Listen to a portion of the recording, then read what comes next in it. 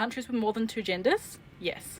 And there's a map, because as the PBS website it's on says, it shows how societies around the world have long established traditions of third, fourth, fifth, or more genders. On nearly every continent and over thousands of years, the idea that more than 2 genders exist is not a new concept.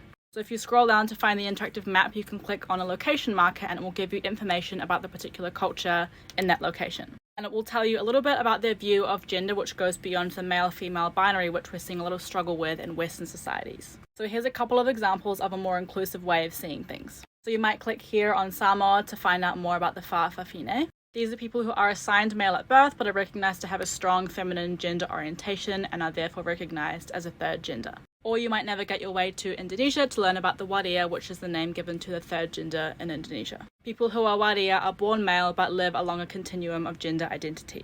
Some will continue to identify as male but might wear makeup or women's clothing, and others will identify very closely with being female and will go about their daily lives being perceived as female. Now, these are just a couple of examples that you can find on this map. But it's also important to note that this map is not an exhaustive list of all the gender diverse cultures that have and do exist around the world. And as a side note, when you do look at this map, make sure you scroll all the way to the bottom past the decoy map at the top. Otherwise, you'll spend a full minute like I did wondering why it's not working. Make sure to let us know in the comments if you do look at this map and which culture you found to be the most interesting, because we're all here to learn from and with each other.